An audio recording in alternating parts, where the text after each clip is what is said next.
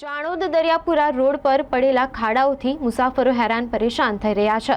રોડના મધ્યે પડેલા ભયાનક ખાડાઓ રાહદારીઓ માટે આફતરૂપ સાબિત થાય તેમ લાગી રહ્યું છે। ડભોઈ તાલુકાના યાત્રાધામ ચાણોદ કરનાળી તરફ દરિયાપુરા તરફથી હાલ ચૈત્ર માસ પિતૃમાસમાં પિતૃ શ્રાદ્ધા તર્પણ સહિતના વિધિ વિધાન માટે મોટી સંખ્યામાં શ્રદ્ધાળુઓ પોઈચા માર્ગે રાજપીપળા તરફથી સુરત મધ્યપ્રદેશ તરફથી મહારાષ્ટ્રથી આ માર્ગે આવતા હોય। આ ઉપરાંત હાલ ઉત્તરવાહિની પંચકોશી પરિક્રમા ચાલતી હોય। ચાણોદ વિભાગમાંથી નર્મદા જિલ્લાના રામપુરા ખાતે પોતાના વાહનો લઈને ટુ વ્હીલર ફોર વ્હીલર સહિત નાના મોટા વાહનો લઈને પસાર થતા હોય। હાલ ચૈત્ર માસની ગરમી હોય જેથી શ્રદ્ધાળુઓ પદયાત્રીઓ મોટે ભાગે સંધ્યા સમયે પરિક્રમા માટે નીકળતા હોય, જેથી પરિક્રમા પૂરી કરી મોટે ભાગે રાત્રિમાં આવવાનું થતું હોય અથવા વહેલી સવારે પદયાત્રા માટે નીકળતા હોય ત્યારે ચાણોદથી નંદેરિયા દરિયાપુરા પોઈચા માર્ગે થઈ રામપુરા પહોંચતા હોય ત્યારે ચાણોદથી દરિયાપુરાનો ખખડધજ માર્ગ રાહદારીઓ મુસાફરો પરેશાની ભોગવી રહ્યા છે।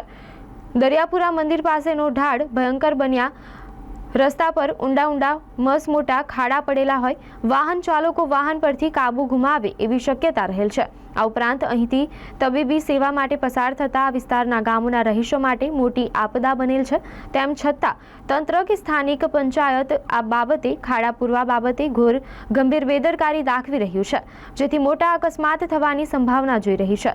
આ વિસ્તાર પરથી ખેડૂતો રાજપીપળા તરફ તેમજ પોઈચા તરફથી શાકભાજી વેચવા પણ આવતા હોય ત્યારે વાહનો અકસ્માતની સંભાવના વચ્ચે પસાર થાય છે। તંત્ર દ્વારા વાહન ચાલકોની સલામતી માટે અનેક પગલાં લઈ રહી છે, ત્યારે આ રોડ પરના ખાડા પૂરવા તંત્ર દ્વારા કેમ બેદરકારી દાખવવામાં આવી રહી છે તેવા સવાલો રહીશો પંથકમાં ઉઠી રહ્યા છે। સત્વરે તંત્ર દ્વારા રોડની કામગીરી આરંભાઈએ જરૂરી છે।